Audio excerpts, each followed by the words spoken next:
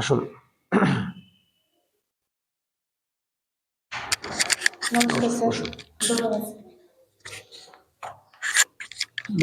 আপনার নাম বলুন। আমার নাম সুস্মিতা দেবনাথ। সুস্মিতা দেবনাথ। দেবনাথ। সুস্মিতা, সুস্মিতা নামের অর্থ কি? সুন্দর হাসি বা মিষ্টি হাসি।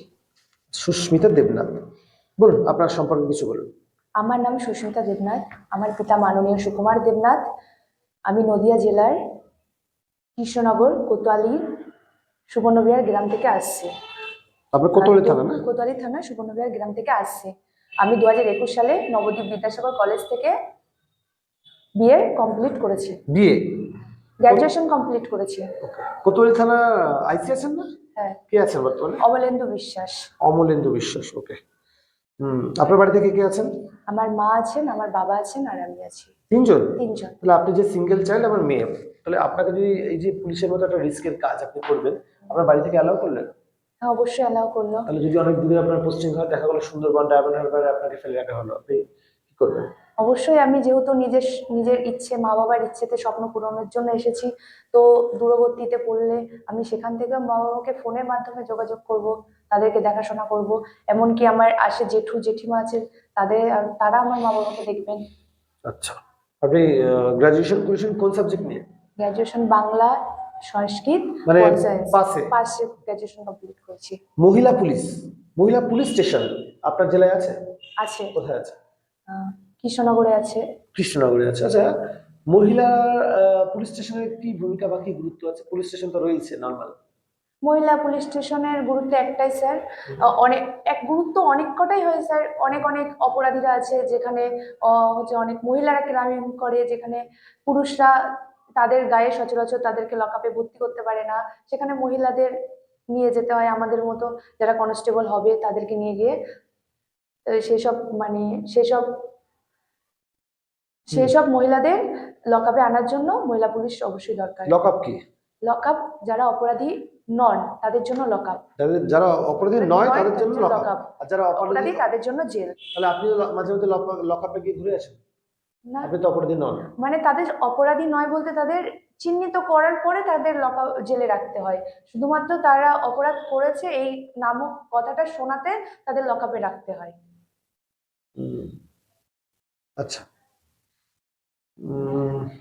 মহিলা সুরক্ষার জন্য আমাদের বিভিন্ন থানায় একটা বাহিনী গড়ে উঠেছে মেয়েদের, সেই বাহিনীটার নাম কি?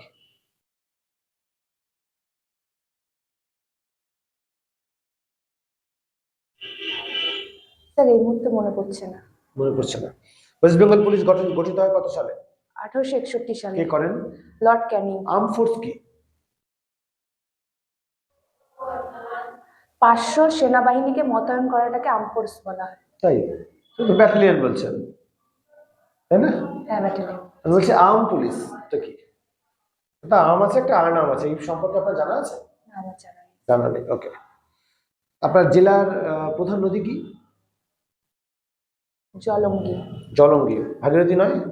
ভাগীরথীর উপনদী জলঙ্গি। ভাগীরথীর উপনদী জলঙ্গি। তাহলে ভাগীরথী রয়েছে এদিকে, ভাগীরথী প্রধান নদী নয়, উপনদীটা বলছেন আপনি? আমাদের জেলার প্রধান নদী হবে জলঙ্গিই হবে স্যার। ভাগীরথী নয় কেন? ভাগীরথী হচ্ছে গঙ্গার আমাদের নদীটা দুটো ভাগে বিভক্ত। জানা নেই। জানা নেই স্যার।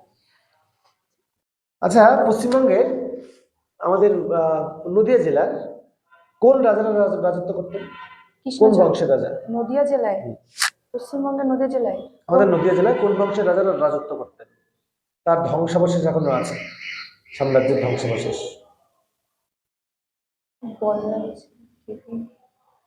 কোন রাজারা, কোন বংশ? রাজার নাম বলুন একটা। কৃষ্ণচন্দ্র রাজা। কৃষ্ণচন্দ্র রাজা তো রয়েছেন, আর তার আগে সুবর্ণ রাজাও থাকতো। লক্ষণ সেন নাম? লক্ষণ সেন, বল্লাল সেনের টিভি। হ্যাঁ। কোন বংশ? সেন বংশ। সেন বংশ, তাই তো? ওকে, ঠিক আছে, আসুন বসুন। ফল্ট কি? বসো বসো। ফল্ট কি? অনেক ফল্ট। প্রথমত হচ্ছে অমলেন্দু বিশ্বাস কে? তোর আইসি, তাই তো? মাননীয় হবে। বলেছো? বলনি? না, বলিনি। তাহলে রুমে গিয়ে তোমরা বললে, কিন্তু যখন এখানে ইন্টারভিউর সময়, যখন ক্লাসে বলছো, তখন এখানে বলার সময় মাননীয় কথা তো নেই। সোশ্যাল ম্যানার্স এখানে নাম্বার কম। কনস্টেবল।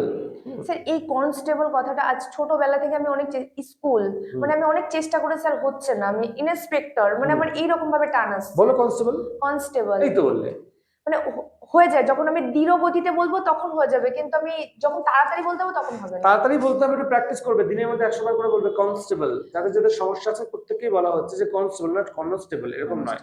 হ্যাঁ, আচ্ছা, লক আপ, এই যে তুমি বললে যারা অপরাধী নন তারা লক আপে থাকবেন, এটা আবার কিরকম কথা হলো? তাহলে তো সারা দুনিয়ার মানুষ যারা অপরাধী এইভাবে নন। নোট করা আছে, মানে লক আপ বলতে কাদের বোঝায়? নোট বাদ দাও, বারবার বলছি নোট ফেলো। আমাদের আমাদের আমার পিডিএফ এ লক আপ কোনো নেই। না না না, কিন্তু এই নোটই তোমাদের শেষ করে দিচ্ছে। নোট আবার কি? তুমি আগে বুঝো বিষয়টা। লক আপে তুমি একটা কথা নোট থেকে পড়ে বুঝলে যে নোটে আছে কি না, যারা অপরাধী নন তারা লক আপে থাকবেন।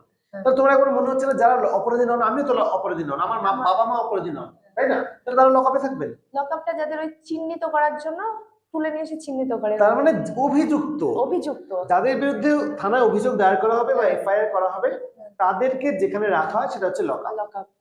তারা অপরাধী নন, কে বললো অপরাধী নন? অপরাধী হতেই পারে, সেটা তো আইন, সেটা তো বিচার সাপেক্ষ। তার মানে অভিযোগ হয়েছে, তাকে এনে পুলিশ লক আপে রাখলেন, পরের দিন 24 ঘন্টার মধ্যে তাকে কোথায় প্রেরণ করতে হবে? ওই জেলে, কোর্টে। কোর্টে কোর্টে গিয়ে তার বিচার হবে।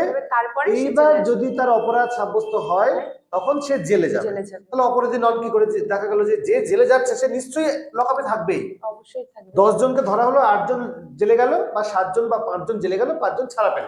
তাহলে তুমি কি করে বলছো যে যে অপরাধী নন সে লক আপে থাকবেন? তাই না? না না, তার মানে ওই যে যে নোটে তোমরা পেয়েছো সেটা ভুল। তার মানে কি, তুমি যখন লিখবে বিষয়টা তখন তোমায় কি করতে হবে? একটু ভাবনা চিন্তা করতে হবে, হ্যাঁ, যে আমি যেটা বলছি সেটার মধ্যে স্টেবিলিটি কতটা আছে, কতটা। যে বলুক না কেন, কোনো না কোনো জায়গা থেকে তো সে নোট করেছে। তার মানে লক আপ হচ্ছে সেই স্থান যেখানে এফআইআর এর পর বা অভিযোগ পাওয়ার পর পুলিশ সেই অভিযুক্তকে নিয়ে এসে রাখে, 24 ঘন্টার মধ্যে তাকে প্রেরণ করার জন্য যেখানে রাখা হয়। হয়ে গেল। উইনার্স বাহিনী, মহিলাদের যে টিম সেটা হচ্ছে উইনার্স বাহিনী, যারা স্কুটার নিয়ে টহল দেয় বিভিন্ন জায়গায় স্পেশালি মহিলাদের সুরক্ষার জন্য। আর আনআর্ম, ওয়েস্ট বেঙ্গল পুলিশের দুটি ভাগ রয়েছে, একটা আর্ম ফোর্স, একটা আনআর্ম ফোর্স। যারা থানায় ডিউটি করে তারা আর্ম ফোর্স, এবং আনআর্ম ফোর্স। আর যারা আর্ম ফোর্স তারা হচ্ছে ব্যাটালিয়নে থাকে। তুমি ব্যাটালিয়নটা বলে দিলে আর কি, ঠিক আছে? তারা মানে রিজার্ভ ফোর্স আর কি, ডাব্লিউবিএপি।